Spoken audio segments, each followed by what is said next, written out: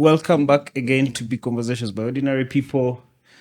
I appreciate you for always coming to do this with me. I also appreciate the fact that you come onto the podcast. Then, when we release it, you really give it so much attention. I think you easily one of the people that has tried to push your episode as much as you can. Thank you. So, as a studio, we do not take that for granted at all. We appreciate the user-generated content you pull out for us.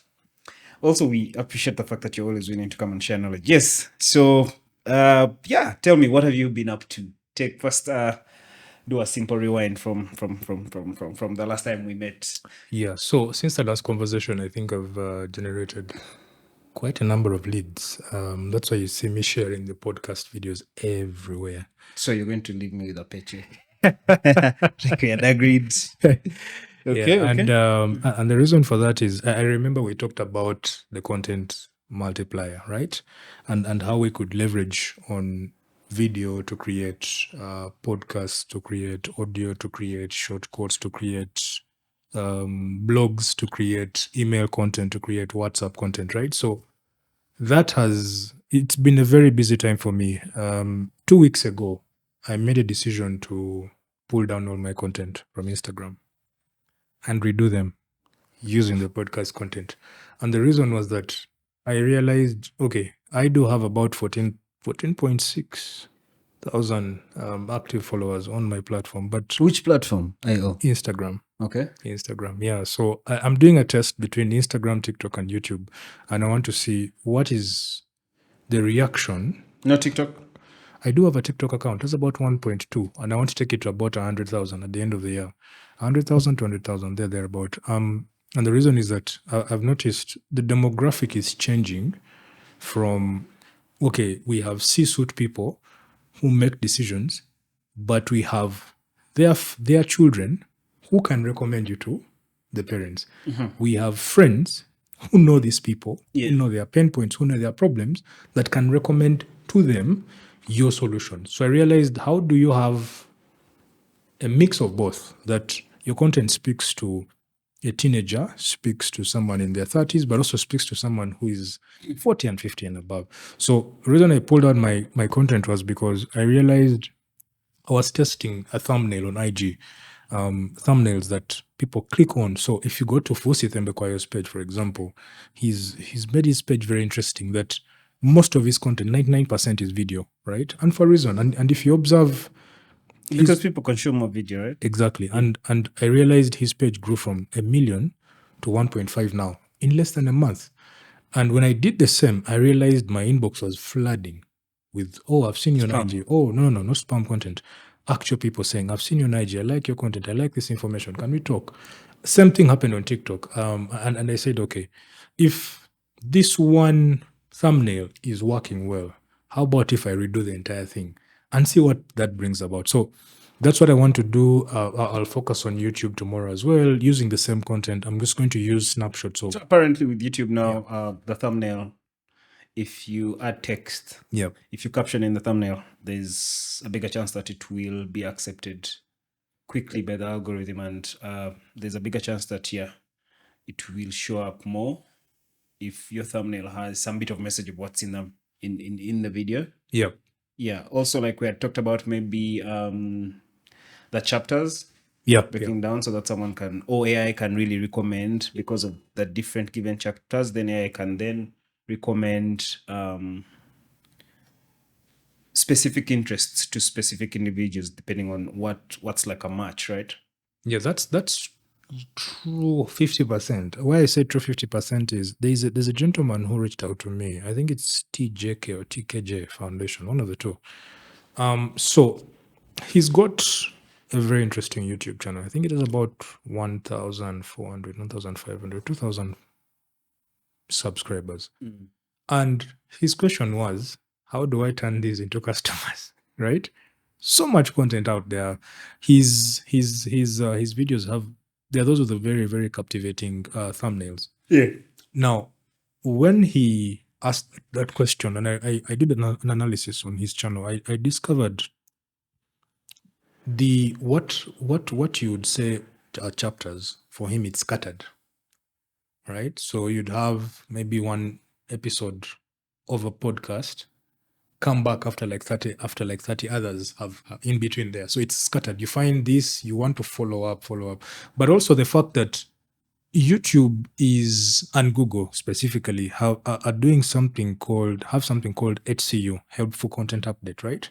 And it's moving across video, it's moving across search engines. That if and this is going to be a challenge for many people doing SEO, that you can no longer just audit your website and make it as highly performing to say 99% and think that you're going to show up on the first page. No longer that. Now what these guys have done is they've added AI into the search engine algorithm for it to look for content that's actually helpful to people. So let me give an example. Let's say you wanted to rank. How do you know? So I was watching an Instagram video where they said if you're not getting more likes, your content is not interesting, right? It's not helpful, actually helpful. So if you're not getting more, so let me first look at the Instagram thing. So Instagram has the likes, comments, and share thing, right? And saves. And video views as well. Yeah, so on the video views. So if you're not getting more likes, your content is it's not appealing. If you're not getting more comments, it means it's not engaging. If you're not getting more shares, it's not valuable. So people don't find the need to share. True. Share. That's true. But then how do you draw the line because then TikTok challenges all that, right? Yeah, that's true. I would say again 50%, because if you look at the reality, and I'm going to bring this off again, what Busi shared last year. He said he sat down with his team and they said, what's the purpose of having 1 million people, maybe 10,000 share or like or comment? Yeah. And at the end of the day, there's no single lead, right? Brands, for example, I'm in a group called the Digital Learning Hub, and there's a gentleman called Rob. He said, brands have become very smart. They said, we don't care about the followers, the likes, and the comments anymore. We are interested in the number of leads that are coming from there. You have people, I know very amazing ladies on Instagram, friends of mine, I won't say their names because I'm sure they'll track me down, who have a ton of likes, comments, shares. They never respond, by the way, which I find very interesting. Never responding to comments, which Uncle Mo does on every post he puts out. He comments, even on YouTube and X, he comments, which keeps people coming back. They never comment, but the likes are the likes, and the shares are very few, maybe 10, 15. But when you give them a call, when there's, simple Monday, Tuesday, they'll say, man, I'm broke, ntasa. So I'm asking myself, what beyond branding, right? Personal branding, what are you using your channels for? Because I've moved away from that bit of, I just want people to look at my stuff and think about me. I'm an expert in this. No, I want to actually get people in the DMs asking, I need this service. So I've become intentional, like I was telling you about the inclusion of AI in search, that these guys, Google fired the company that was deciding what's helpful content or not, right? I mean, why would you trust someone to look at your blog and say, okay, this will be good to rank on the first page? And many people were complaining. Now, when they fired them and replaced them with AI, it became very interesting in that, yes, the first thing you need to do is audit your website to make sure that it's not slow, quality is good, but also the image, the blogs and all that are appealing to someone. That if I went to Big Conversations website and saw a blog, and the blog was saying 12 ways you can actually improve customer acquisition using podcast, I'm going to find that information helpful. But if I find a blog that says this musician is dating so and so, as a business, how was that? You get where I'm coming from. But that's clickbait. That's I feel like that's what people will be interested in to read. Right? That's what they used to be interested in. People now can tell. If you're observant, look at the new laptops, Microsoft laptops. The ThinkPad? Not just a ThinkPad, any laptop that has Windows, right? When you click on Edge, their browser, it's so full of clickbait articles. So full. You can tell from afar. 12 reasons Rasmus Holland will score this number of goals. You can tell. You click to, but when you read through the article, it's not that interesting. So with time, your mind learns that, look, this is, I will look at it later, right? So people become that smart. However, if in a world where their attention spans are, the attention span right now is 3 seconds. So if you don't capture my attention in 3 seconds, I'm going to move away. So we've got to be smart to ask, and this is why I tell people to leverage on platforms like Ask the Public, right? Ask what people are searching for online.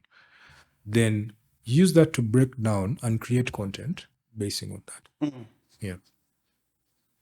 So no, still countering that. In a world where people's attention spans have greatly reduced, what's the method there that they can actually use to attract audience? No. They can now really. What's the guarantee that they have? If attention spans have reduced greatly, what's the guarantee that they now know how to sieve what's clickbait and what's not? I'm thinking the reason attention spans have dropped is because, first of all, people now, say for example this podcast, right? Most people,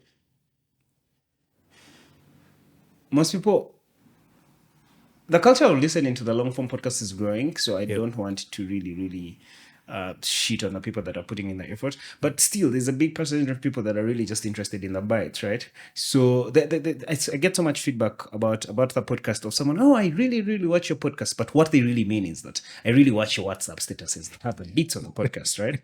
Because it's what they find interesting. Okay. And they miss out on like a huge lots of what's in the podcast, but they feel like they are watching because every day I'll probably update my WhatsApp status with, like, you know what? And yeah, the numbers grow. I get about 400 people in views on WhatsApp status. That's quite a number, right?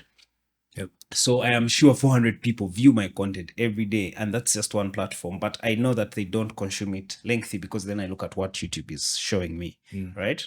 So what's the guarantee there that in a world where there's, first of all, so much information, how are people seeding that information to get what's worth and what to actually term it as worthy information or not? So I wouldn't call it a guarantee. I would call it the quality of the content. Yeah. Right. You talked about WhatsApp, which is very interesting. And before coming, I told you that I do have a WhatsApp AI that I've used for the past 6-7 months now. One for crowdfunding in Rotary clubs. So someone is sick, someone has lost a relative, and they need money for burial.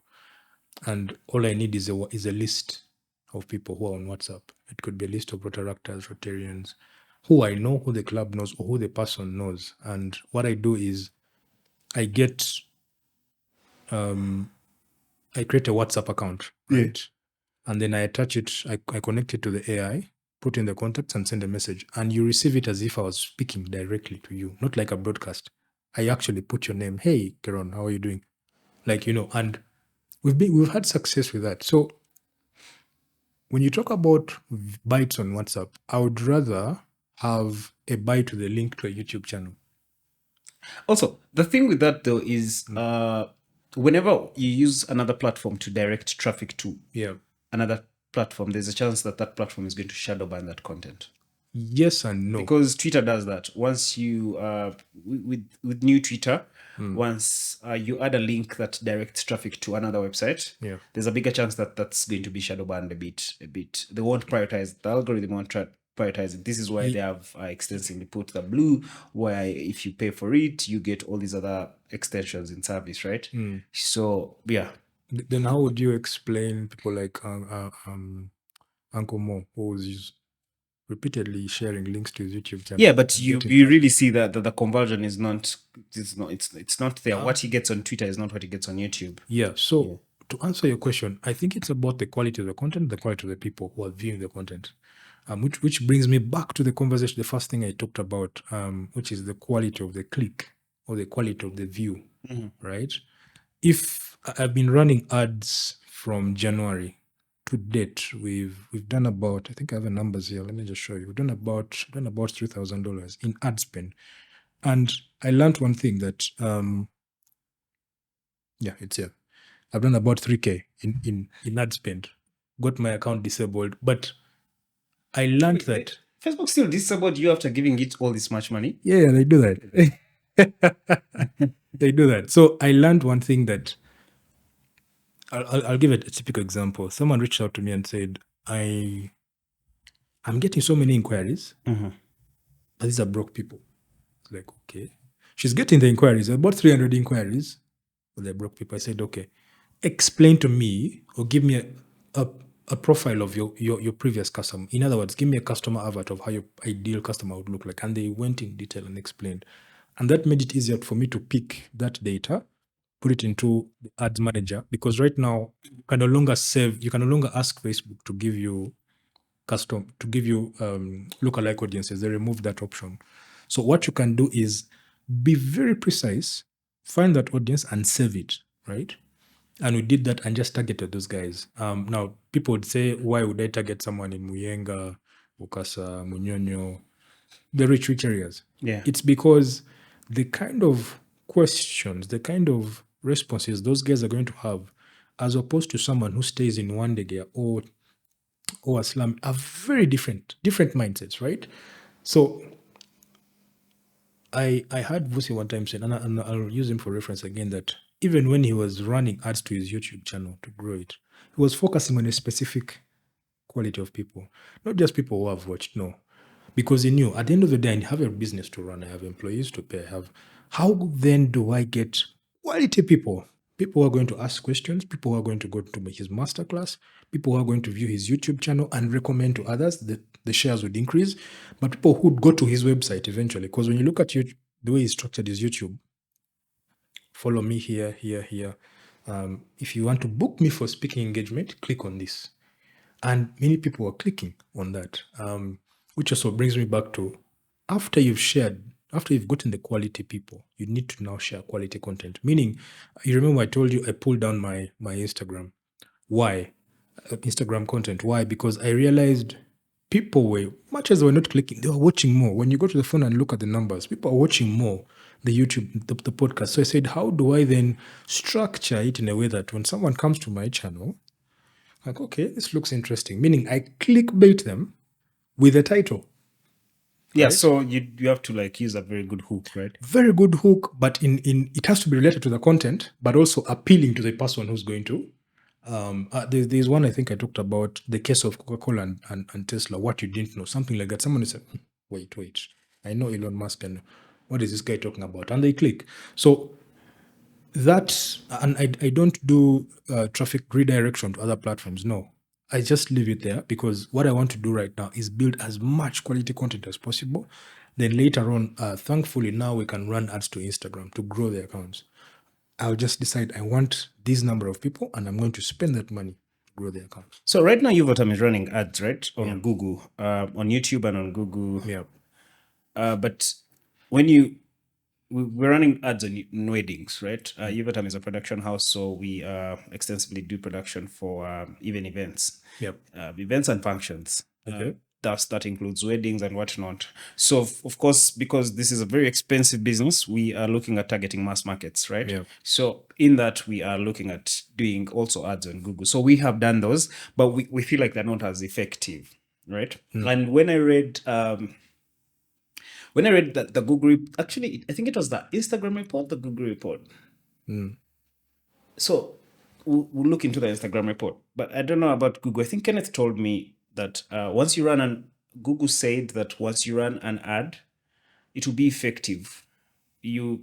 For it to be effective, it will need about 6 months, right? Or for it to convert, like the conversion will show up in 6 months. So the person that sees your ad on Google today will probably come back to the Yuvatam website 6 months from now to like maybe do a service. There is that. So, but we are still asking, we still don't see the value of the ads because again, when you search for Yuvatam, you don't see it on the first page and all that. Where could the problem be from your perspective? You've mentioned three different things, and I'll start with the first one. Yeah. The first one is you mentioned the fact that you're spending on Google Ads.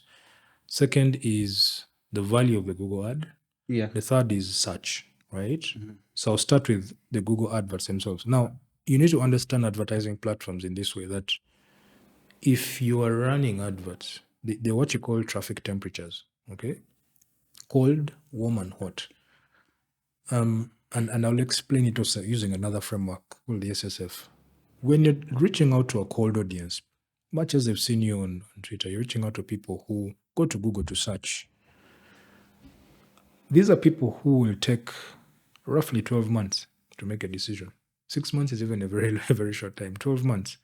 And that's because they are being bombarded by different bits of information. Once he gets off the PC, he's on TikTok, he's on Instagram, he's looking at Nyash, he's looking at this, he's on WhatsApp, he's being bombarded with information. Now, why you repeatedly advertise, and this is from the awareness objective, is because you want to build an audience of people. I don't know, let me ask, are you serving these audiences? Yeah. Yeah. So the important thing is you need to save and build that audience, right? So I'll build my audience to about, let's say, 3, 4, 5,000 people, custom audience, right? And then I would run adverts to that exact type of audience. Those are the kind of people I need to. You could do an they call it the Kingman's audit. Ask yourself, from the customers who've been calling you, the guys you've done business with, write down what's their age, where do they work, what kind of jobs do they they have families? That could help you go back and match and say, wait, do these guys match the guys I'm advertising? Do they match these guys? Because you don't need to think so much to advertise to ghosts. No. Get those people who have come to do business with you and say, I need to target people like these in here. Now, after you've done that, you transition them. I thought the fact that I'm paying money, right? These platforms have enough data, right? They're working with big enough data for them to filter that data until they get me my right client, right? I thought that was the promise maybe even Facebook gives. That, you know what? They stopped that. Okay. Remember when I told you they removed what you'd call lookalike audiences? A lookalike audience is, I've targeted my guys and I ask Facebook. I don't pay for it. They just give it to you and say, these are the right guys you need to target. That data you're talking about is what they removed from the platform. Now, when they removed that data, it made it more difficult. Give me a minute. Yeah. So they made it more difficult for people to advertise. That's why you see people saying, oh, no one no longer. How many people are still on Facebook? They are there. People on Facebook, people have VPNs. People are in offices that have office internet that doesn't require them to use a VPN. People are using their laptops. There are people on Facebook. I have people from Chikubo who harass my inbox. Say, but for me, I want you to do this thing for me. I'm selling gold. Like, you get, people are actually there using this platform. So I was explaining that with cold traffic, you want to provide as much value, if not free. It could be an ebook. It could be an invite to look at your studios. You want things like, you want to offer them something for free. Then the warm audience are people who might buy. I say might because there are cases where I've seen people in a warm audience who buy, but they are convinced they know who you are. They know about Uvotam Studios. They know about you. They've seen your stuff everywhere. But they need something to transition them into making a purchase. It could be a discount. It could be someone has said, I love your stuff. I've seen you hosting the KTA guys. Could you come to our offices and we discuss? I think your price is high, but this is what I can afford. Those are guys in the warm audience. Now, the hot audience has two types of people. You have people who are going to say, yes, I'm interested. Let's sign this deal for 1 year. Okay. Those are guys, those are about 2%. Now, in the cold traffic, you have about 50% of people who will never make a decision. They're just seeing your stuff. They'll click on the ad. They'll go to the website. They'll never do anything. Warm guys will even go and ask you, how much is your stuff? How much is your podcast? Where are you located? The hot guys will say, I'm interested. Call me on this number. Oh, now, apart from the hot audience, you also have ambassadors. You remember that I wouldn't want to call myself an ambassador, but there was a guy who came on next and said, I'm looking for a production studio and Yeah. Those are now guys who will say, I know this guy, I know this guy, I know this guy, I know this guy.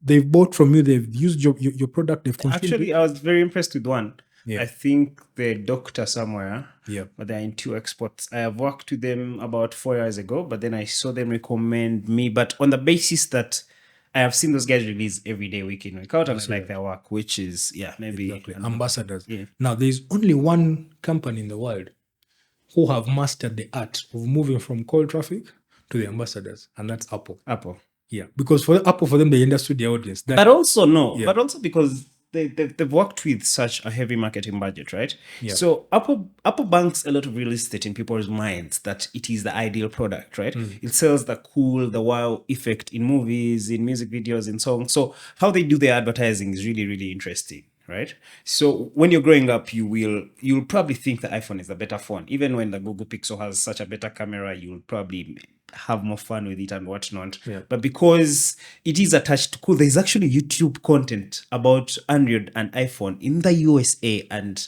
this guy moves around asking random women, would you date a guy with an Android like Martin? And chicks are all like, no, well, date a guy with an Android. And you're like, really? Is this how you're thinking? Martin is getting shots.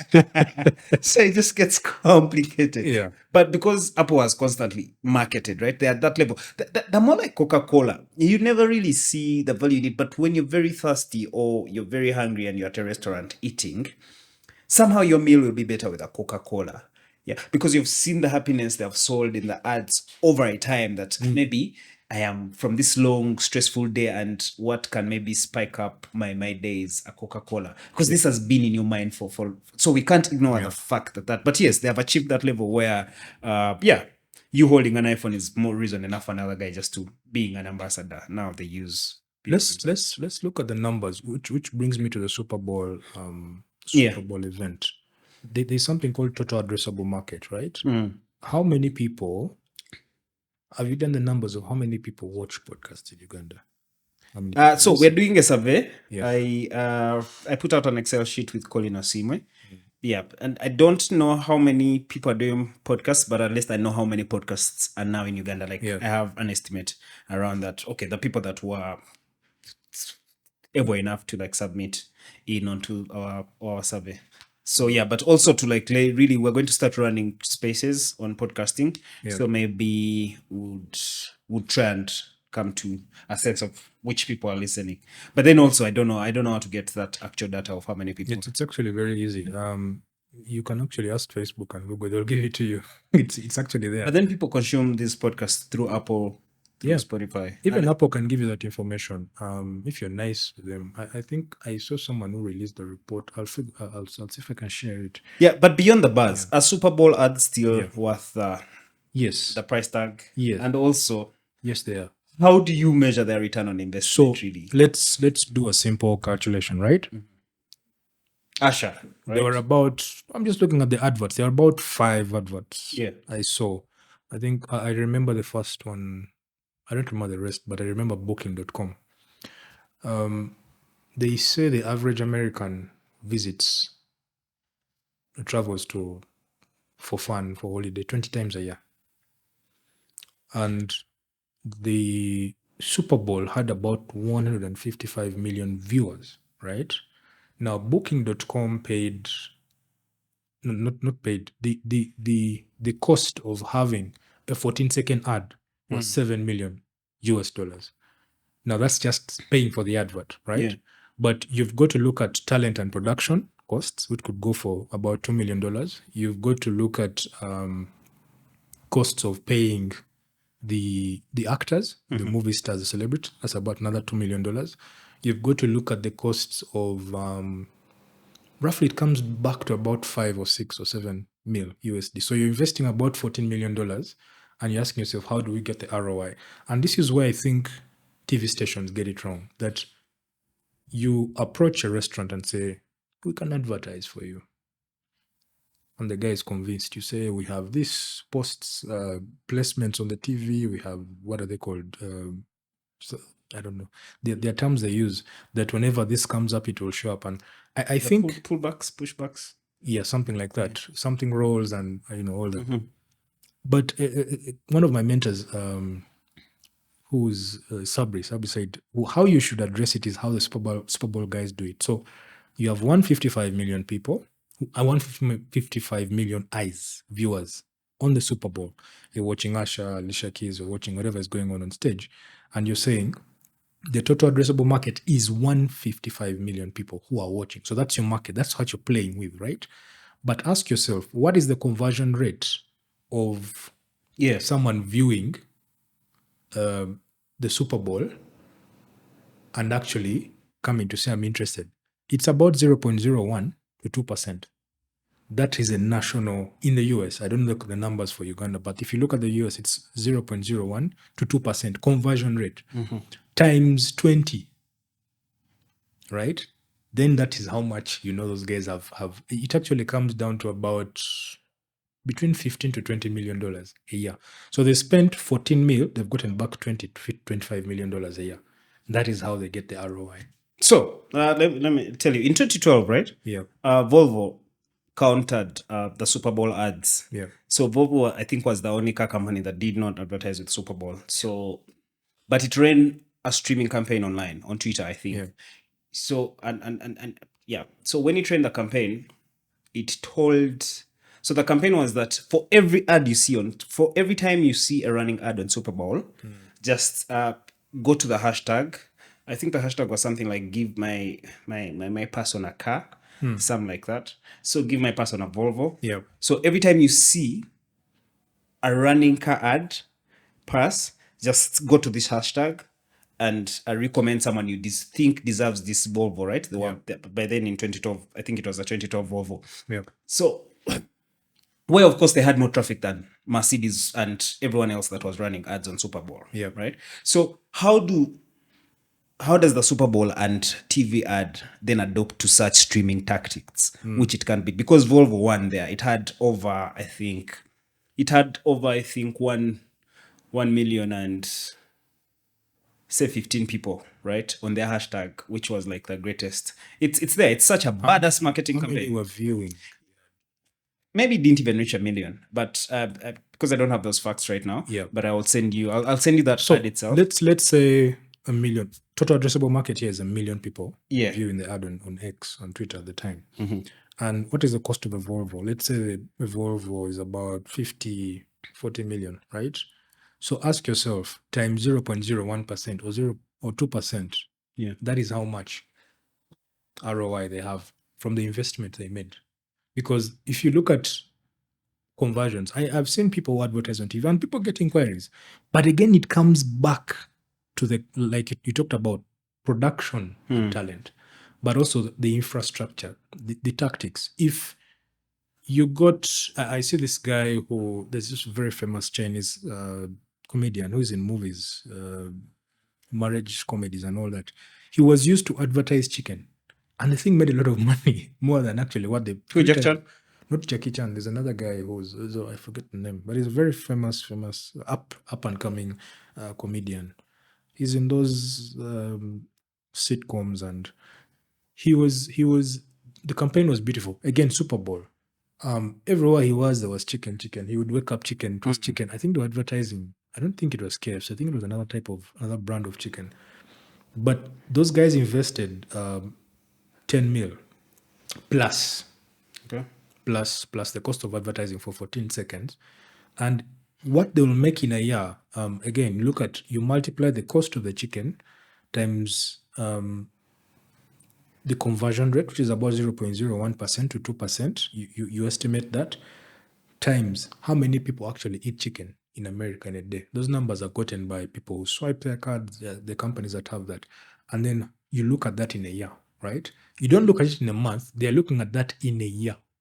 How many? Because what's going to happen is that these companies are very smart. They're going to get that small advert and use it to re-advertise, right? Without spending much money, and that's how they're going to make more of their profits. So it's the same question you asked regarding your podcast. That look at how many people consume podcasts in the country. That is your total addressable market, and ask yourself, okay, what's the conversion rate for podcasts? Maybe it's about 7%, right? Multiply that by 7.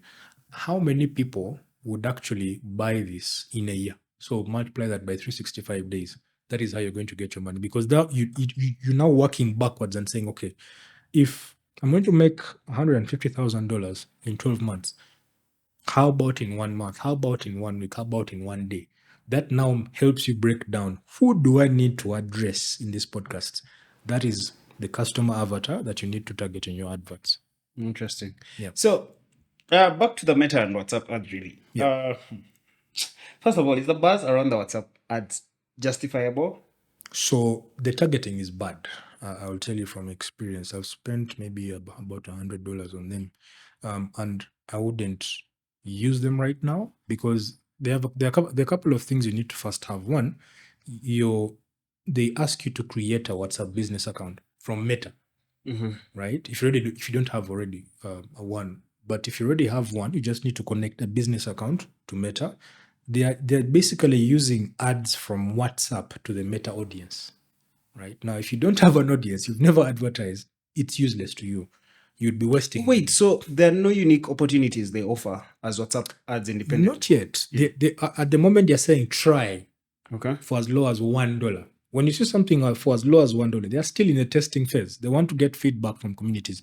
In Africa, the feedback is so bad. We have very people who go and see ads on WhatsApp and say, okay, I'm going to click on this. And so what they want to know is, can these ads be shown to people within that when I'm looking at a status, an ad is going to show up? That's how it's going to look like. Like Stories is doing? Exactly. Like you're looking at a story, an ad is there. That's the first thing that's going to come on your phone.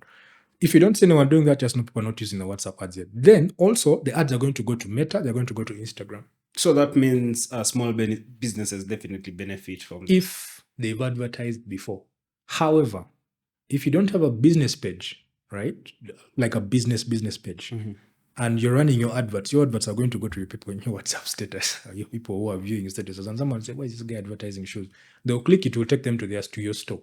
So if your store is not, there's what they call store in-store promotion, right? Yeah. I see companies doing it here where the way you position the girls, the Omo, the products outside your store to greet people, all that. If you don't have the same discipline, the same infrastructure in your WhatsApp store, you're basically going to be making losses. That is why I emphasize that I'd rather send direct messages using WhatsApp AI, play it safe there, than a WhatsApp ad where I'm going to spend $10 and no one has clicked. People have viewed, they have 1,000 views, I'm excited, but no one has clicked. You see that? And the views is that I can see there are 1,000, but I can't see their names. That is the other thing, that it's not given that ability to view to show you who has viewed, and you can click and message them, right? Yeah. So also now on the privacy concerns, really, with these ads, don't you feel like that's going to be a big hindrance? Of course, now for Meta to address privacy concerns surrounding user data, and that has always been, even in TikTok, it has always been a court issue. And what I know with these platforms is that I don't know if someone is being passed under the table. I don't know, but it has never been a problem for them. They'll continue doing it. You can harvest data on TikTok. You can harvest, if you're very keen. I don't know if you've observed, you can actually go to, I see them on my TikTok inbox. So and sent you a message. And when you click, there's no message. Why? There's even a section, if you go to business.tiktok.com or ads.tiktok.com, there's a section where it says download data. You can actually download data of people who have viewed and use it to run TikTok ads to target those kinds of people who engage with your content. It's actually there. For TikTok, yes. For Facebook, it was removed, right? That makes sense. Yeah, but it means that, this guy, the reason as to why they're taking them to court is because they've seen those gaps. They're like, guys, why is that thing still available? Why don't you remove it? And the guy's like, we cannot remove it because of X, Y, and Z. They have justification. These are smart guys. So where do you see WhatsApp ads evolving in the next few years? I see not just WhatsApp ads. I see people paying for Facebook. Like the way you'd pay for X subscription. So first of all, I don't see the value in X subscription. So they promised more. If you pay, your videos will get probably more reach. Yeah, more reach. But that's all a lie, right? I have for now, I don't know, close to now, coming to half a year, 6 months, running ads, having Twitter X for big conversations verified. But you don't see that much of a difference from how it was then and how it is now, right? The only things where people get more mileage is Elon Musk comes and interacts with your content, but what are the chances that Elon Musk is going to come and interact with your content from here? From big, yeah. Yeah. So that's where you have, which is where I was coming to the third bit, having virtual assistants, right? Yeah. Have you thought about engaging people who like your videos? Going to their DMs and say, hey, buddy, thank you for you. Have you thought about that? Doing administrative tasks? They're not administrative.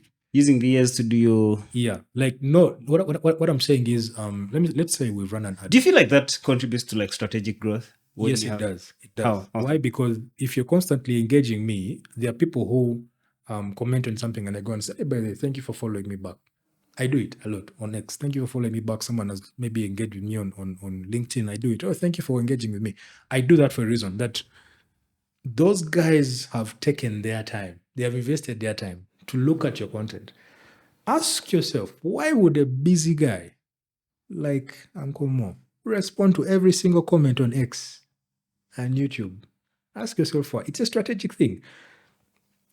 In 2019, 2020, during the pandemic, I got the opportunity to work with the guys from the Kaferi Foundation. And they said, look, we want to sell masks, give out masks and all to people because of COVID.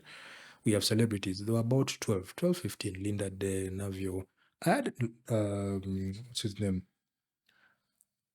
I'm forgetting his name. There was Linda De, there was Navio. There were quite a number of them. There was the guy with the saxophone. All those guys, right? I had access to their accounts, their public accounts on Facebook. And whenever they would push out a message, our team was in charge of responding. Yeah. And I'm trying to remember his name. That guy. He's while I was doing responding, the guy who used to manage his account said, stop doing that. This guy is a celebrity, doesn't respond to people. And I said, okay, let me try. And there were quite a number of people who are coming from Rwanda who were responding in asking questions in his DM. When are you coming to Rwanda? Can you perform? All those kinds of questions. And I was responding to them. They were speaking Kinyarwanda as I was going to Google Translate, put it there and respond. And I was doing that every night. The guy said, no, don't. And guess what? The guy got a booking for a show for that. So I'm saying it could be difficult for you, but if you get one of the guys to just go in, and it may look tedious, it may look boring at first, right? Let me respond to whoever's liked, whoever's commented, whoever's recommended, and say, thank you so much for doing this and this. Then ask a question. Would you know any business owner who would want to use our services that we can speak to? People are not going to, they may find it weird at first. Say, why is this guy asking me to do that? But then there are those who are going to say, yeah, I know so and so, tag him and give him a call. People have actually recommended business owners to me just by doing that. That right now, I would wake up in the morning and from about 8 to about midday, I'm just engaging with people. That's the only thing I'm doing. I'm just engaging. I'm not doing that. I'm just engaging with guys. I'm engaging, and that's it. Then I move to content creation now. Because when you engage with people, you're going to find that, yes, they will find it suspicious. They'll find it suspicious and they'll come back and check your profile and why is this guy engaging with me? I have a friend who was playing basketball with KCCA last year. He just vanished all of us. I don't know why he was just left. But he came to my inbox. Hey, brother, thank you for, I've checked you out on big convos. I had to first of all, zoom in and say, who is this guy? So I'm seeing SRHR, Sexual Reproductive Health Rights. I'm looking at the guy. I'm like, wait, I've seen this face before. But he came because he has been commenting and I didn't take him seriously. You get? But the fact that he came to my DM and said, by the way, there's this person who can actually, you can actually help. Give them a call. Yeah. You see that? So that is something that I think we've not explored as a country. I'm not saying this for everyone. I know people who are doing maybe a bit of it, and which is where I spoke of demand generation, that companies are moving away from, we have X number of followers, this number of engagements. People are tired of seeing those reports. They want to know how many leads did we get, which is now whereby you hit you. I don't know if you have a LinkedIn account. Yeah. Have you just seen Indians hitting your inbox? By the way, this website. Yeah. They're doing that exactly. In the digital marketing. Yeah. That we can help you. Exactly. That is extensively giving you calls. Yeah. Asians, I think, do it a lot. Because I also get guys from Singapore putting me in meetings and webinars. And you see that. And if really you try the follow-ups all the time. Those guys actually make a lot of money. following up. Out of 100 people, he's maybe going to get 10 to do business with. And that's all he does. End of the day is just following up. And he's not texting you. There's another person in the chain. After he's texted you and you say, you said yes, he's going to put in a calendar for a meeting. In that meeting, the person who's going to introduce you is not actually the expert who's going to take you through the demo code. That is another person. Then the person who's going to, in the event they want to do business with you, that's another person. So it is a whole value chain that we just look at social media and say, it's about posting content. No, there is a whole, I call it farming, that people are actually going into DMs. And they look at your profile and be like, this kind of guy, this is the kind of message I would send to him. Isaac, by the way, I love your content. But I was thinking, you think we can, I would be impressed. But if you shared a message that is templated, right? Yeah. We can do this and this. Like, how do you know my need first? First come out and appreciate me, and then trust me, you'll have your DM blowing up. You would not even need to run ads anymore. Interesting. So AI versus human touch. What are the limitations of AI-powered VAs? And where is the human touch still irreplaceable in businesses? There is a saying that AI will not replace jobs. People using AI. But it has already done that. People using AI. Yeah. Yeah. Not the AI itself. The AI can't run alone. But the people managing. Yeah. People managing those platforms. We have case studies. We have Google letting go of about 10,000, Amazon 10,000, Facebook about 12, closing offices in the Ghana office.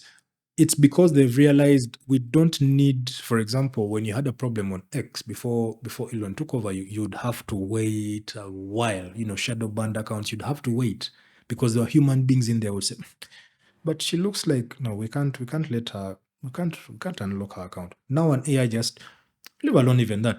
I've been running ads this January, right? Testing out the market. Do you know that initially, last year and the year before, whenever you'd send your ad out, for you to get approval, you'd maybe take 1, 2, 3, maybe 4 hours, even half a day. Right now, your ad is approved in less than 5 minutes. They're using artificial intelligence to look at structure, copy, video, landing page. Are there any regulatory things? They're using AI. It will say this is good to go. But if they realize it's an ad that is running for 30 days, they'll send you a message and say, we've looked at your ad, we need to change this and this. They're using AI now. Human beings can't do that anymore. Artificial intelligence is doing it. When it comes to human touch, there are things that AI will still lie you on. Copywriting is one of them. Video production is another. There are AI that do amazing videos, but you can tell it was done by an AI. Photography. Obviously, there are pictures you've seen, pictures by, I forget the name of those AI tools. But people are finding them interesting. And the most amazing thing, I know some twins who are using Midjourney, right? To create beautiful images of themselves. And guess what? They're getting a lot of engagement. Before they used not to get engagement. They'll talk about politics, feminism and all. But now they just, let's produce a picture. Go to Remini, do my picture, create another one.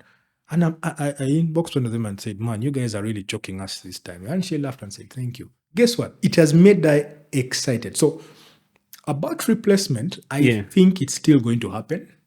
I see a number of foreign-based multinational companies entering the country that are using artificial intelligence, that have embraced it and said, guys, for us, it's no longer just about bottom line. Now it's about revenue.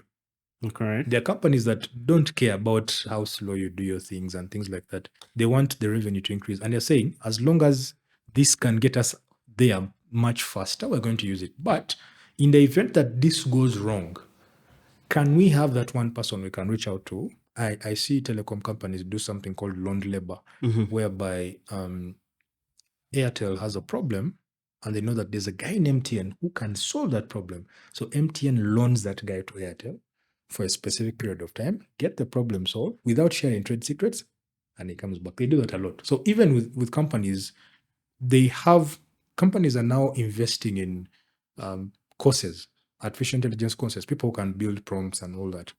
It's a very huge thing going on right now. Google, I think, has put out courses for free. People who can learn how to put Google has courses for free. Google has, HubSpot has, I think, courses, and which is quite interesting. So how can companies identify and select the right type of virtual assistant based on their specific needs and budget? I think you don't identify people basing on a budget. You identify people basing on a need. All right. That's one. Two, you identify people basing on attitude. So, for example, I would hire someone if, one, I know that they need to have money, for example, to take their kid to school. That person is going to be more committed as opposed to someone who's just at home watching Teletubbies. See, there's a different mindset there. I would get someone I know who's a single mom, and I know she has needs. She needs to buy bread every day, maybe toilet paper, maybe this. She needs to pay for subscription, as opposed to someone I know who's just going to go to maybe sit near Kampala Boulevard, tap on Cafe Java's Wi-Fi, see the password, and then starting troll people. Different mindset, right? So basing on need, but also what do you want to achieve? Now, there are specific skill sets when you look for a virtual assistant. One, people think that you talked about going into DMs and all that. No, that is just 1%, right? You need to teach these guys how do they write proposals, how do they sell, how do they speak on the phone, how do they follow up, right?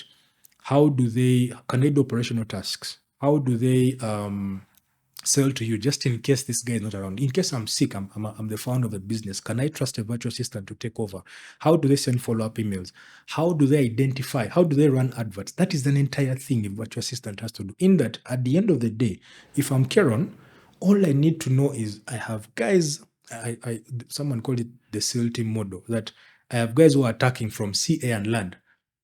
The guy is on the phone calls following up. The guy is sending out WhatsApp messages. The guy is sending out SMS. This guy is sending out emails. This guy is pushing out content. The other guy is following up. This guy is writing proposals. You have a whole family of guys who are just making sure your business is running. And at the end of the day, you're asking, okay, how much revenue do we have? How many leads do we have? How many customers do we have? Has this guy paid? That's all you're worried about. Interesting. Yeah. So, on ethical considerations, what are the ethical implications of outsourcing tasks to virtual assistants, particularly in terms of labor practices and data privacy? Just like you talked about One, the MTN and Airtel, which is a common practice. I've seen it here a little bit. And people write these things called NDAs, right? Yeah. I think those things are the most abused things. People share data, they talk about you. I think writing an NDA is just a formality. I don't. Well, it protects you in the event that you really need to. If you're taken to court and there is proof, right? Yeah. But how many people do you know you meet in a bar and the guy is telling you company secrets? And yet he signed an NDA very fast, and I'm not going to release this information. How many people do you know are sharing information over personal emails to another person, not using a company email? There are so many. There's so many. How many people right now do you know? On X, I don't know, people are getting documents, the people I'm talking about. Native, you're talking about Native? I have no idea what you're talking about. At this public square, they have made there are people who are sharing private information that you would ask yourself, how the hell did he get this information and share it? Sure. I think that's one of the biggest breaches in security when hiring a virtual assistant, that you're giving them access to stuff, but also, much as you can give them access to skills, you can train them and expose them. I believe that when it comes to security, there's a platform I spoke about. I don't know if I talked about it in one of the podcasts. It's called LastPass, right? Where you as Karen have a LastPass account. Then you put in all the logins to all your platforms, access to information, that in the event that someone wants it, all they need to do is have a LastPass account. Then you give them access to that information, and you don't give them a password, you don't give them anything. All they can do is make sure they have a LastPass in their phone, in their laptop, in their pad. They can access. LastPass logs in for them. They see the information and it stays with you, right? Other information you cannot give to them. Yeah. Interesting.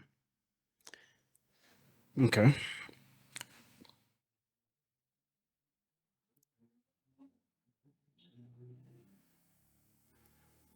So, building trust and collaboration with virtual assistants. Yep. How can companies achieve this effectively?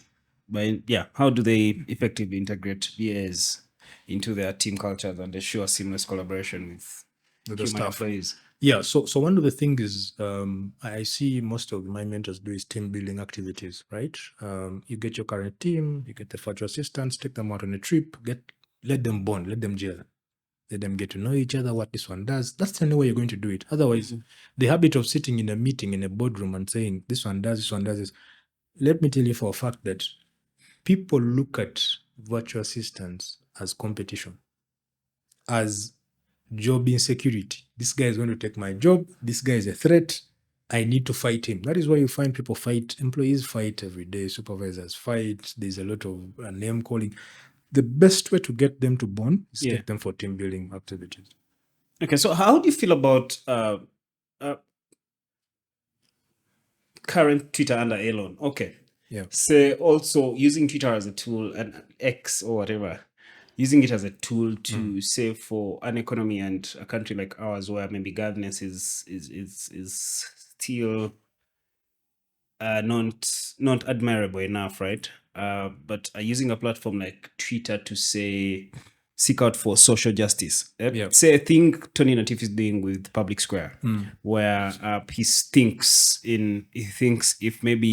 if government is failing to say put people to book for corruption and for all these misgivings, then using platforms. And ideally, this is almost the same message Elon Musk is trying to re-echo with, of course, mainstream media and selective media being selective on what agenda they want to sell people, and then creating a platform as free as possible, that it can actually really seek out for social justice, that issues are raised in plain day sight before even the news can try and change perception of what people might think of something or of a story, right?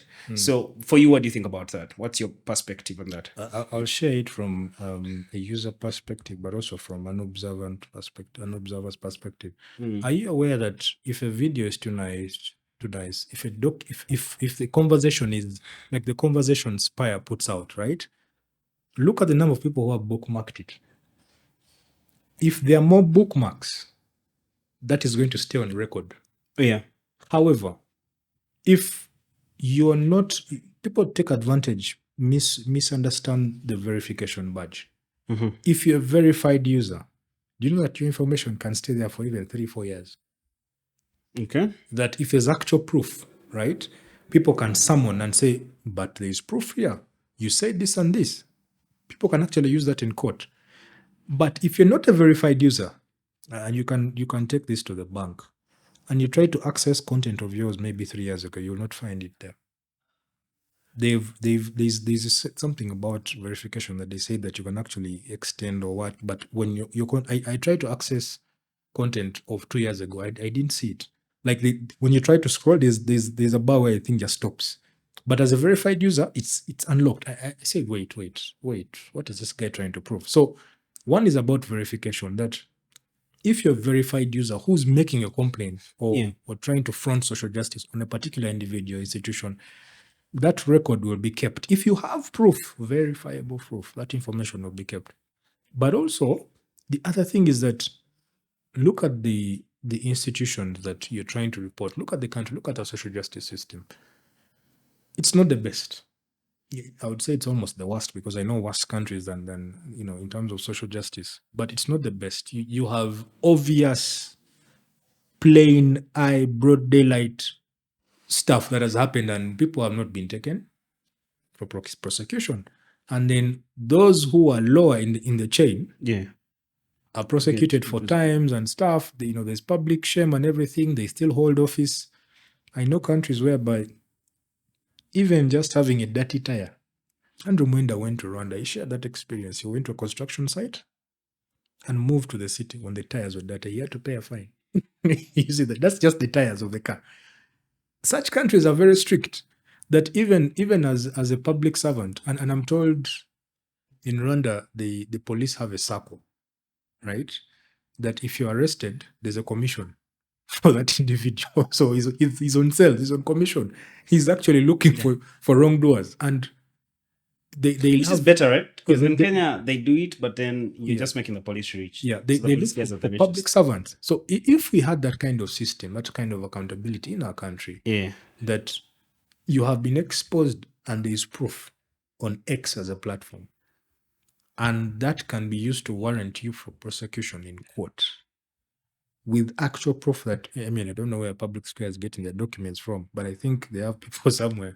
But if you have that kind of proof and you're taken to court and you proved without doubt that you're guilty, and you're removed from public office, you're made to account for all these things, I think our social justice system will be clean. Because for a reason, I think some of these guys are let go because there is stories in the past whereby judges have tried to follow up on people and they get shot. So there's fear of life, fear of life, that your life will be taken.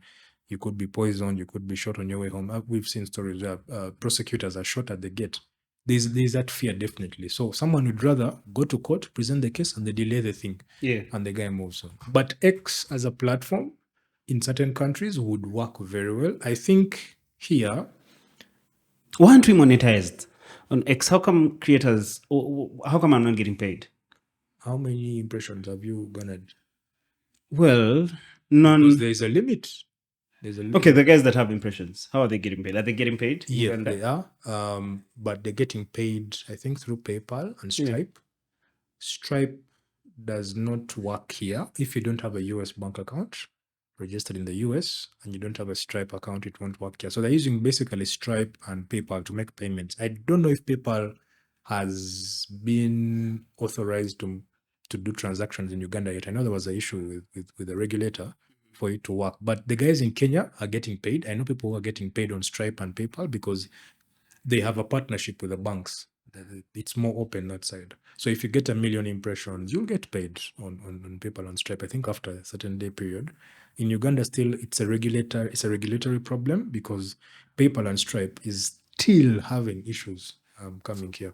Right. Yeah. So moving away from that, so back to the metaverse. Yep. What new marketing strategies and formats do you think are going to come up in the metaverse? Disruptive. I was having an argument with someone the other day, and they were marketing Airbnb. And for them, it was, let's have a poster or a video talking about this. And I said, supposing we had a picture of a squirrel and an old woman, and they're laughing, right? And we say, you can't believe what these guys are talking about. And I share a story about what they're talking about and how it's related to the apartment. You're going to get more customers from that as opposed to this, because the usual ad formats, people know them. I look at real estate. I know these guys are trying to sell real estate, even if it's Qatar Airways. Yeah, I see a picture, book. I know they're trying. If I don't have the money, I'm not going to click on it, right? But where they've become creative is they've now started using celebrities. That is why you find companies now in Uganda have gone to Ankomo to advertise. Where they've not leveraged is using that as a paid ad campaign. No, they've used it as a TVC. They've used it as they've used it on they've allowed him to use it on his platform, right, as an advert. I don't know for a fact how many people have bought as a result of seeing that, but I wouldn't fault Uncle Mo for that. I would fault the client, because as a client, I should ask him and say, can we use this advert to run adverts about maybe the bank, about the paint, about whatever it is I'm pushing out as an advert on my page. People are familiar with him. If you run that advert on Facebook, I'm sure you're going to get many people asking, how much is this? Where it's located? I like this. There may be people who are laughing, which is where you bring in the human bit, that you can actually engage those people and say, hey, by the way, thank you for liking this. Yeah, he's doing an amazing job. Do you have an Absa account? Do you have this kind of paint, saddle, whatever it is? You're going to get tons of questions. And if someone says, no, I don't have, where are you located? Share a phone number, a WhatsApp number, whatever it is, share a form where they can fill out and share details. That is how you're going to convert them. But while we love the content he's putting out, they've not realized, oh, wait. Can't we get a media buyer to get this content, frame it up there, put out beautiful copy, landing page, phone number, email, where they can actually buy, or maybe an e-commerce site, if I'm a paint company, and actually get people to buy it. I've not seen any do that. Interesting. Yeah, I think people should adapt to that. So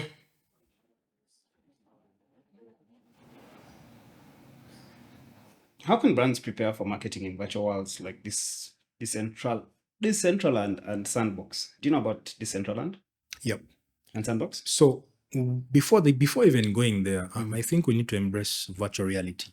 Yeah. As brands. I've seen individuals, very, very few, who have bought those. I saw you one time, I think, with them, the goggles, and I think we've not embraced that. If you went to I don't know if it's Emirates or Qatar Airlines on their website.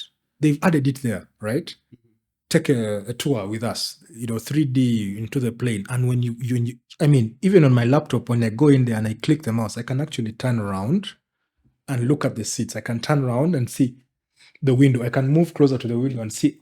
We need to embrace that. That is going to disrupt a lot of businesses because it's just like the billboards you see on Chira Road of DSTV, the lights. Yeah. Like that is very disruptive. Like you're moving at daytime, it looks okay. At night, wait, I'm just seeing the remote. That is disruptive. In that same sense, in same spirit, we need to embrace virtual reality. There are platforms that are free that you can do this. So first of all, yes, virtual reality, right? Yeah. The people that can adopt to maybe say VR and so the ones you saw me with, I happen to do marketing consultation for a real estate company, Elite Developers. So one of their things is again you can extensively see your house plan through VR, right? Yeah. So, but also for people who are already grown up, it's very hard for them to adopt to this kind of technology. True. And that is like the target market, right? True. So the company is selling houses. And the people who can afford to buy houses are people who are actually really grown and amassed wealth. Right now, their biggest worries are not to learn new technology and whatnot, right? So there's that disconnect from who should use. And yet kids really adopt to these things pretty fast, right? They're like video games to them. It's like a kid. When I went to the Man in Me thing, I found kids that know how to fly drones, and yet we've suffered flying drones. And it's just a thing of an age. For him, it's really into like the whole system, the whole joystick thing. So it's almost the same thing as thing. So it's the same thing with the virtual reality as well, right? The audience, most of the people here, first of all, are youth. Yeah. So they're growing, and these are not things they're really, really growing into. So they're new things. They're a bit scary to use. They're a bit also very, very hard to trust. So there's a disconnect between to trust the technology and the value that technology gives you. So have you heard of 360 cameras? Yeah. Yeah. Have you thought about doing a recording? Get time and look at. I actually have a partnership with people with those cameras. Yeah. I had Max on this podcast just yesterday. Yes. So think about integrating. So this is how I would do it, and it's something the guys at Vicentore. It's in Dubai. It's Vicentore Reality, Vicentore. They have the Italian names there, but these guys, very brilliant idea. What they've done is they've addressed all sides of the market, right? And specifically virtual reality in a very nice way. Yeah. So they get the 360 camera and someone is taking you through the house and going through recording the scenes, right? After doing that, they get that, package it very well, and put it on a billboard in the city. So you're in your car, you're in traffic, and you're watching. It's like you're putting on the glasses, but you're actually watching. This guy is taking you through. And it got to a point whereby people focused more on watching, and the numbers would come through, and he knows I have to watch. What do I do? Let me click on the number, and I go back and finish. So you could think about that you integrate the 360 camera footage as a video that you can then use to advertise. Such that I don't need to get a guy who's 60, 70 to put on that thing. No, I get the footage, put it on a flat screen, and he actually sits and is glued to watch. And he says, I like this. I like the structure. I know what the kitchen is. I like the... Yeah, that's how I would do it. I've seen people just doing the 360 thing with animals and what. And they forget that these guys sit down most of their time. He's on a newspaper. How do you get him to watch? You could put it before the news or as an advert after the news. Yeah. Okay. Do you believe there are specific industries where AI personalization is more effective than others? Yes. Like which ones? The beauty industry.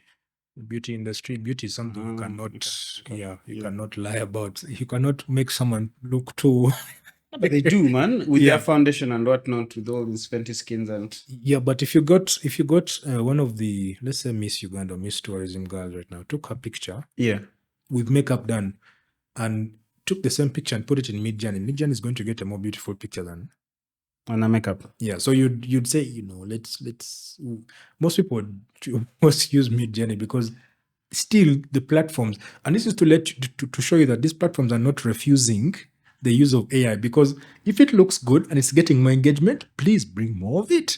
But if this is getting less, so yeah, away from AI, now let's talk about the rise of micro influencers, right? Yeah. Do you think there's a big shift in power? Say, for example, Natif, who's that other guy you mentioned, Spire? Look at what they're doing in terms of activism, right? So Natif is taking on corruption, even though, of course, there are no results. Is really going to like get out there, apart from, of course, shaming identities. And what do you mean no results? I know people who have lost jobs because of the things they put out. Yeah, I know people who have lost jobs. I know people whose managers have failed. Okay. Yeah, and this is it's not public knowledge. It's from conversations where someone calls you, says, "Guy, can you speak to your friend? He's not picking our calls." Or can you ask that guy to remove that stuff? There's one who's I learned today about, and I'm like, wait, what? He did what? And there's technology now where you can remotely remove tweets from someone's account. No. Yes, there is. There is none. Go to removify.com. No. It is there. It doesn't. It is there. It actually even removes information from Google. I have refused that one. You no, we're going to do this practically. Yeah, let us do practically. Let me show you. Remove my last tweet. You have to pay for these things, man. Haven't you seen people whose accounts have been this podcast is fact checked. The people seated in those rooms, yes, are going to fact check. I know. This is the platform. When your reputation is on the line, you can rely on Removify. Send me a link to this thing. I'm going to make a lot of money. But now you said it can't be done. Because I didn't first see it work. People can write that. It's like these things that tweet delete and what no one to no, tweet delete is easy. Yeah. I'm talking about hardcore stuff, hard boy stuff. I was talking to Natif today. He was making noise about bots. Yeah. And I'm like, guy, you're just touching on the tip of the iceberg. Let me text you. And he's like, wow. They are let's put this on the record. Do you know that there are platforms where you can actually get fake names, fake images, fake profile pictures, fake email addresses? Not fake, but they actually work. And phone numbers that actually work with SMSs and all that. I can actually build you. I take your picture, I build you, I build your Facebook, build your Instagram, build and grow it. Yeah. By just paying $10. They're there. And I'm like, guy, this stuff has been done before. You guys are just touching on the tip of the iceberg. Now, I've shown you. I need to work around that stuff. Yes, and these things are used for elections. Mostly elections. A guy comes and elections are also around the corner. Yeah, I need to bash this guy, this NUP guy. What do I do? And you're like, boss, you just pay me $1 million a month. I'll do the work for you. So, it's still on that question of influencers. So do you believe the micro influencers now that have gained some sense of like community attachment, right? Better than using celebrities with big names. So do you feel like right now it's more believable if I talked about AI?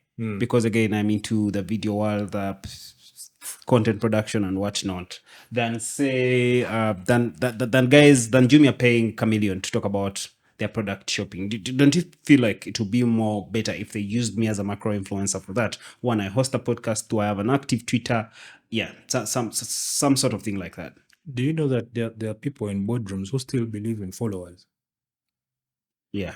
I think that those people don't read reports, because Instagram released its report for last year, right? Yeah. And it strongly advises of the fact that it doesn't really matter how many followers you have on the platform, right? Yeah. So that is why there's even less to zero conversion from followers, and how that will go into your posts in terms of engagement and likes and whatnot. Look, that raises a very important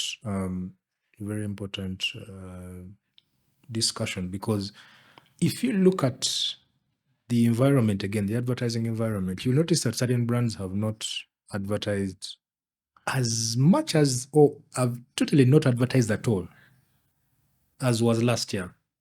And they're just focusing on influencers now. Billboards, TV, a little bit, but still off. Radio off. Newspaper off. Why? They realize that the demographic is changing. That if I know I'm going to speak to Natif, for example, Natif is a fan of Bell Lager, and everywhere he goes, he's holding his Bell Lager. I know now he's trying to be, he's trying to move with tea. I don't know why. Why have not convinced him? But you know that he's a Bell Lager guy, and everywhere he goes, he's sort of going to be like an ambassador, and people are going to drink Bell. I wouldn't drink Bell Lager because I'm just saying, just because he's moving around with it.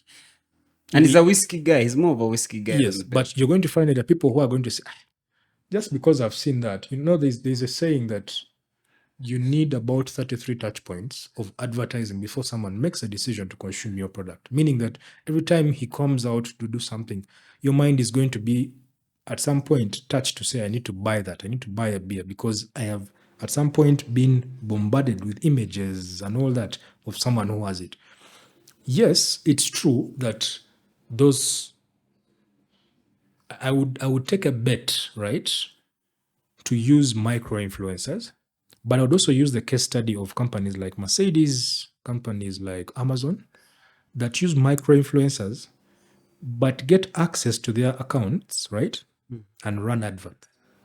There's what they call influencer paid advertising, where I would say maybe go to Rita. Paid partnership? Not paid partnership. It's more or less like you have Uvotam Studios, you have big conversation, you are running a campaign or a video, whatever it is, and either we give you the money to run paid adverts on that platform on top of your authority, right? Such that we want more people like the guys who are listening to you. Oktoberfest, to push that content out using paid ads. I would do that. This guy already has an authority. Let it now be a campaign. That's what I would do. Because there's a risk.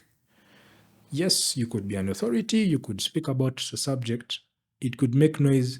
But again, these guys are smart. The noise is going to die.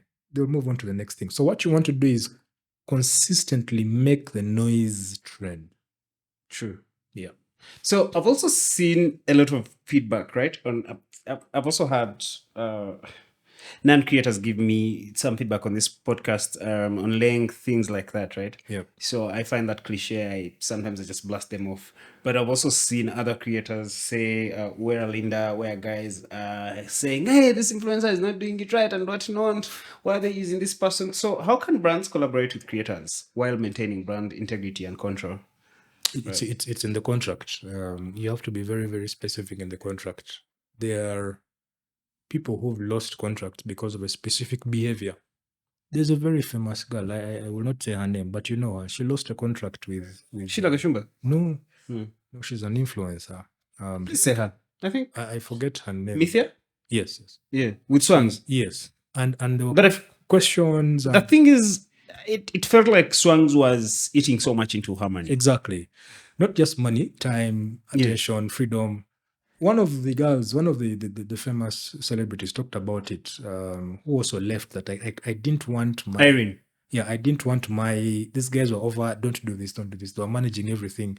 There's a reason as to why they do that. And this is where... Yeah, also Keiko talked about it on the S.T.E podcast with Sony, so it's just not here. Yeah, that they reach a point whereby you feel enslaved, you feel bound by, you can't make any small, you want to go out, no, don't do this. You want to go out, please put on shades. You want to post, no, remove, they delete it. That kind of thing, that it has to be in the contract. You have to, they call it signing your life away to the devil, that you selling your soul. Selling your soul. That you have to know where you're going. And it has its advantages. I mean, true. You live in comfort, everything is sorted for one. Not just comfort. These guys are paying you. And they're paying you the money. Yeah. So it's most times... No, both bring in the money. It's just that they're like the source of bringing money. The guys in the meetings negotiating.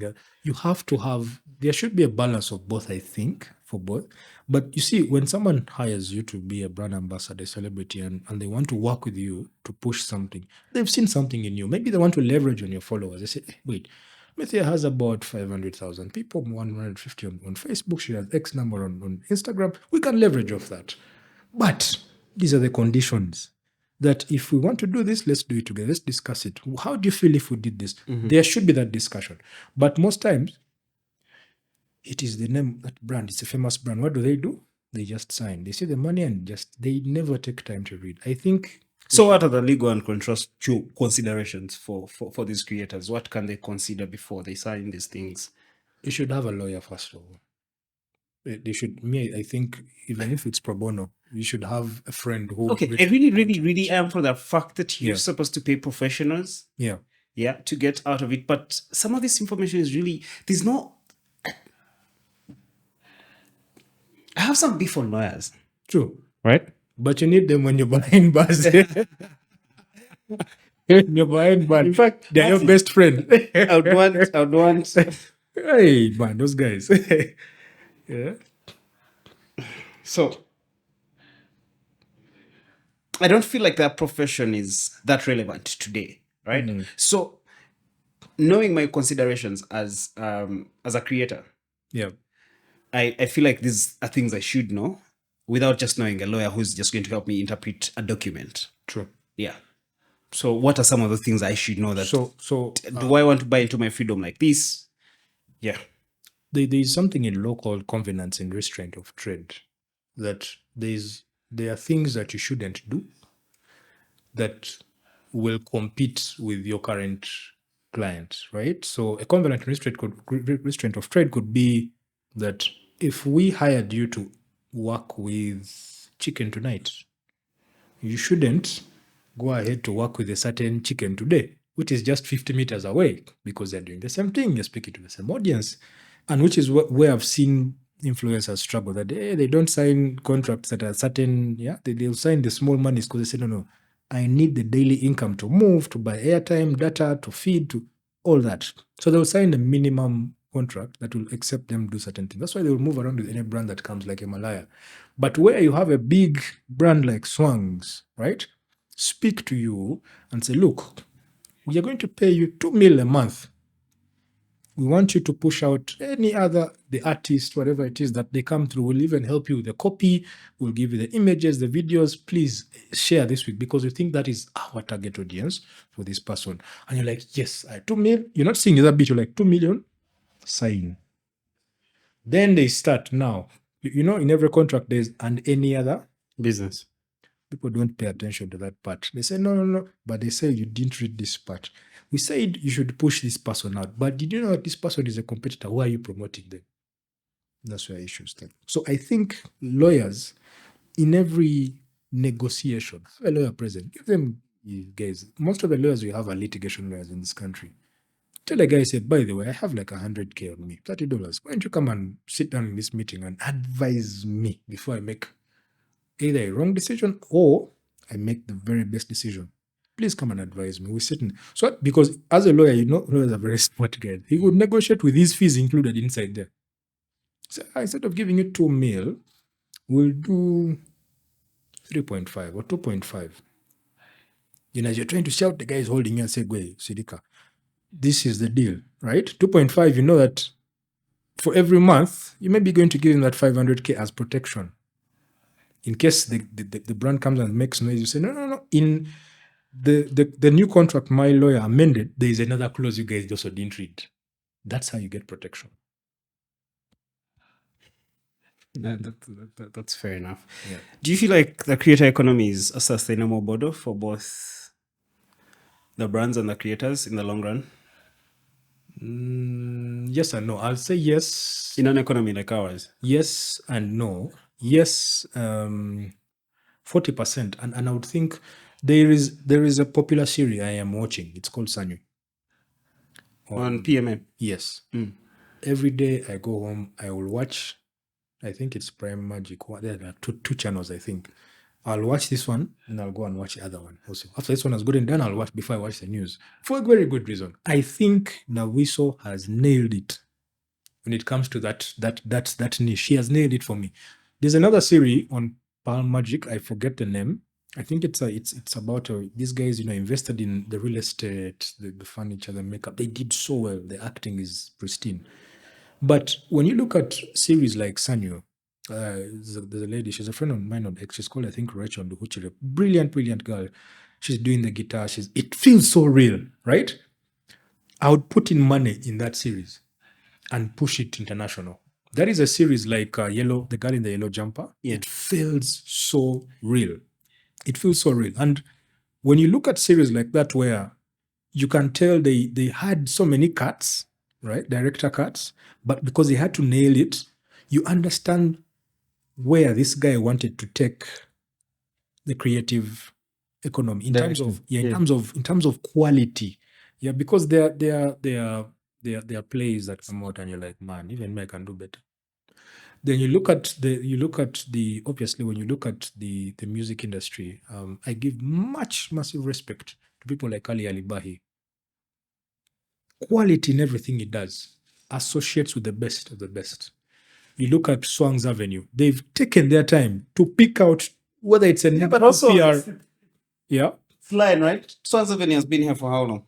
Yeah, but you see where they've come from, even with the academy. Growth. Yeah. The academy where they're teaching kids and stuff. It's you see quality in then you look at the other brands that are struggling and like, wait, why? Because I know, for example, to do a video with I forget the name of that creative director, you pay about $10,000 to $15,000. T.J. Omari? No. Clarice? No. African? He does Baby Calls videos a lot. That's Clarence Peters. Not the director, Sasha. the producer, Sasha Vibes. Yeah. He's the most expensive guy right now we know on the continent. Yeah. You see Sasha doing... Not in that continent. No, in Uganda. Yeah. It's T.J. Omari. Sorry, T.J. Omari is big. But in Uganda, for you to speak to Sasha... A 10 has to work. 10 to 15. Yeah. 10 has his lowest is 10. Yeah, where lowest you is have to 10. be very close friends and Yes. your music has to be very promising. Yes. That's when he's going to... And there are times I'm told he will just listen to the beat and say, I can't do this. Exactly. He's reached that level. Yeah. Where it's not about money. Yeah. It's about the quality. the Everything quality. getting out has to make sense. My name on this. Yeah. No. So you look at that. I think if we benchmarked on people like Ali, on Sasha, on the Swang's Avenue team, on Nawiso Films, and there's also S.T.E. He's doing amazing stuff in the creative film industry. You look at how far these guys are willing to go to put in so much in terms of resources, talent, and production to bring out, stuff I see in the creative industry we haven't embraced so much. When you look at the awards, there are a few people who come through. If we could reach that level of what Rwanda is doing, where they bring it to an international stage and bring in people to look at the films, and I know we can really turn around the creative industry. That's just my opinion. Yeah. Yeah. So the impact of social media censorship, and this was like supposed to be the biggest conversation we have. Yeah. I think we put it, the impact of social media censorship and platform algorithms on marketing reach. What's your perspective? First of all, on algorithm reach, so right now there's so much portrait video or whatnot, and if your video is not portrait, the algorithm will keep it. I told you about that thing of transferring traffic. If your posts are redirecting traffic to another platform, the algorithm is most likely going to skip that. So yeah, all those things. I think the censorship is on the social channels. We haven't explored email marketing that much. Like it's bullshit, right? No, like we don't pay up. It's not Yet it is. I've used massively. Here's the trick. Email marketing. I already have a problem with reading emails from real actual business guys. Exactly. So imagine you sending me your exactly stuff. Why? Because most of them are long. The subject is boring. It's not clickable. If you nail the headline, okay. If you nail the headline, right? There's. Let me do this on the podcast. There's a tool called Writer. WRITR. Yeah. Writer. You buy a lifetime license to Writer. It solves all those problems. You just write, I want to write to a CEO, CXO, Coca-Cola. I'd like to get him to read this stuff. So it's like an LLM, right? It's an AI. It's an AI tool. Yeah, I mean, it's a tool. Yeah, and you say, I want him to, and this is how I want to follow up with him during a period of 6 weeks. It will ask you specific questions. They might be long and boring. How would you describe this person? What it will go, then it will, this thing has written headlines for me, and I'm like, rap. Even if it were me, I would open this thing, right? The headline. Then the message is so short, we're just checking up on you. How would you feel about a 10% increase in your sales? Who's not going to open that email, right? But you're writing to a guy saying, would like you to sponsor our podcast. He's seeing money going out of the door. He's not going to pick up. But he's saying, would like to show you a way in which a podcast can lead to an increase in, if it's a restaurant, walk-ins, if it's a business, phone calls, and maybe 5 to 10 extra customers a month, and maybe a 5x increase in your revenue. Are you interested? First of all, you've spoken about all the pains I have in my mind. How do I increase leads, inquiry? I'm going to give you a call. I'm going to respond. Once you learn the mindset of the people you're speaking to, they're going to respond. Writer is one of them. The other one, it's called email writer. Yeah. The other one of them is called success.ai. It's about $67 lifetime. Yeah. If you went to success.ai and just played around it, does a free trial. Just go and play around it for 14 days. Upload your custom and it will do the rest. It will write for you the email. It will write for you the headline. It will even tell you, this thing is so bad. Let's write it for you again. And you sent it out. You're going to have a 90% success rate. Right now, SMS has about 95% success rate. Yeah. Followed by WhatsApp, followed by email, followed by SMS. Followed by WhatsApp and email. I follow those because you talked about censorship. And I noticed if I have 500 people, I'm sending a WhatsApp to, right? With a link to my YouTube channel. I don't need to run Google Ads. If I have an AI tool that writes emails, I do not need to run a YouTube ad. But where are you going to get the email database that's going to... That's now where the ads come in. Most people are running ads for inquiries, running ads for awareness. Not growing the database. Most times I run ads for lead generation to build a form. Like I used to run ads for a guy in Labor Export. There was a Labor Export thingy on Twitter the other day. And when people were talking about it, I was like, crap. I have been a guy who got about 1,000 guys in a form. And we said, we're not going to run adverts anymore. Let's just use WhatsApp. Send these guys to a form. Like for those who are interested in a particular job, it could be plumbing, whatever, send them there. If you're running adverts, let's say for a fintech, you want to run ads for guys who are interested in SMS marketing. Yeah. How has it worked? Ask them a question. How has this thing worked for you? Has it worked for you? Let them fill in the database so that later on you retarget them either through email, WhatsApp, or SMS. SMS is 50 shillings. Send a guy an SMS or WhatsApp. Like I said, sea, air, and land. You want to attack like a Navy SEAL from all angles and get this guy. But the most important thing is following up. I haven't seen people run ads and stop. Yeah. You have a database. Follow up with these guys. Hey, by the way, the other day I sent about 500 people a message. Hey, by the way, I was just checking up on you. How are you doing? Says, I've lost someone, I'm sick, I'm what? And you respond. Later on, you're warming them up for a campaign. If a campaign is coming through, say, hey, by the way, it's Valentine's Day, can you say something nice to your husband? We're just wishing you the best. People will respond. Oh, this person has lost someone. Can you contribute at least 5 or 10,000 shillings for burial? People contribute. So the follow-up is the most important. 90% should be on follow-up. 10% should be on the campaign. So the censorship is there, yes. They know these guys have APIs, have algorithms that know that this one has come from Facebook to Twitter or Twitter to YouTube. They know. So what do? Leave them to fight. Use SMS, use email, use WhatsApp. I agree. Yep. So have you used voice search?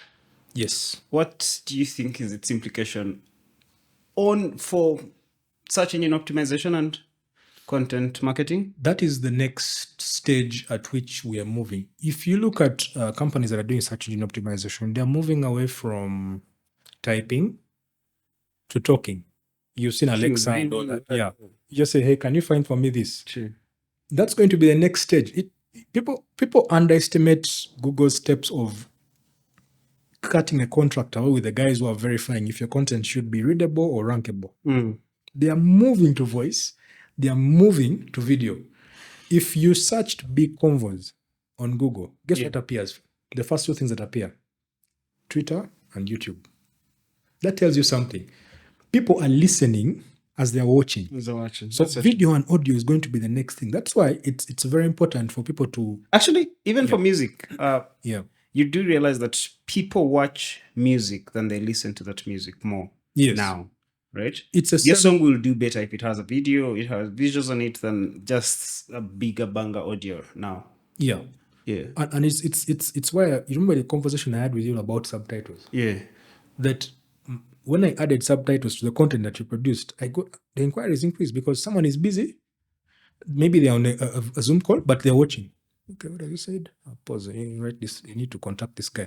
Or someone can't listen, but they can watch, read. So the question was, how do I address everyone? Yeah, without leaving them out. Because there's a lady friend of mine called Kelili. She's both Kenyan and Tanzanian. She's hard of hearing.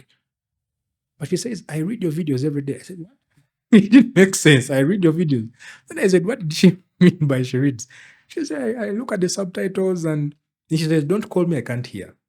Text. And she introduced me to a couple of people who wanted to do some business. And I said, okay, I need to get time, go and sit on CapCut and just spend time cutting, video, edit, subtitle, like that, just spend time.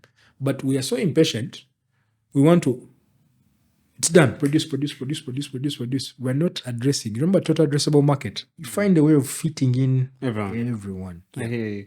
Yeah, we transition into that really extensively now with the short clips. We are doing them, also factoring in the fact that the portrait content is very, very consumable than the landscape.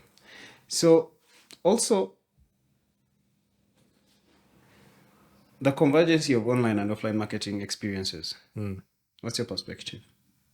We're slowly transitioning to online for a very, very good reason, measurement.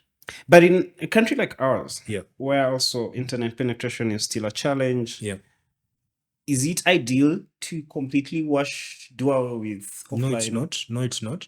Strategies? You have to look at, like you said, look at the internet penetration numbers, right? I know from a discussion with one, I think the head of finance, MTN, was at a Rotary Club, I think Chadonda, he was talking about numbers, right? And how they're trying to beat, they have a deadline by producing more future-centric phones, right? Future-centric meaning that it's a future phone, but it can at least go to Facebook. It can, send a message. It's not the interface is not so clear, but they're trying to do that by promoting Momo and the phones and all that, winning a phone, all that, working with, I think, a solar company to win phones and something like that. So the idea is people holding more phones, right? Now, when it comes to things like SMS, I receive an SMS, I read it. That is because that is my target audience. However, with acquisition of smartphones, the more people acquire smartphones, it would make no sense. I would be bleeding cash if I am sending people to a billboard, I'm sending people to a flyer when I can actually just see the thing on my phone. You talked about weddings. Haven't you seen the shift of printable cards to digital cards? Digital wedding cards, invitation cards. That people are no longer printing flyers in town. We invite you. No. They're sending these things as beautiful designed PDFs on people's WhatsApp in a group. Or sending them to you personally and saying with your name, that's it. People are moving to that. Or scannable, you've seen QR code stuff and someone scans and you're in. People are doing that. So yes, it still works. Offline still works, but it's more expensive. Measurement, you can't measure. Billboard, how are you going to measure billboard? These paper billboards here. People are talking about digital billboards. We haven't yet reached there. We have the ones that dance and all that, but in countries like New York, I think it's Madison Square Garden or something, they have billboards that can tell you how many people have seen. I don't know what they put up there, but they can tell you how many people have seen, and they give that data, which means that companies are trusting those billboards more because they said, okay, in the day, you had more people viewing this billboard during traffic, meaning we should position our ad during traffic so that they see more of our stuff. And it should be in a span whereby they are seated so that when they release them, they go. That's where they're going to make the money. But tell me, you have seen a certain billboard on Chira Road or where, and people have seen it and gone, how sure are you that you remember your billboard when they reach home and they're watching Sanyu? How sure are you? You get. So there is that shift that we need to be cognizant of the fact that data informs decisions. Not feelings, not emotions, data. Someone say, but it works. No. How many people saw it? So that we can know if 10 people saw it at midday, how can we transition 100 people to see it? Meaning that we need to do something to entice them to view more, such that out of the 100, I know I'm going to get 30 people who are going to buy. Convert. Yeah. You have to do the math. All right. Yep. Unless you have questions. That's basically it from me from this conversation on marketing and ads. Yeah. Questions, right? My question usually come. Thank you so much for having me again, and it's always been a pleasure. Yeah, definitely. We'll have you again sometime. I will hit you up again. Sure. Chaudhry said you'll be on the podcast tomorrow, so hopefully. I will harass him to come. Yeah, please harass him. I am going to remind him again after this and see. I will harass him and his PA to come. All right. Thank you so much. Thank you. This Thank was you. good.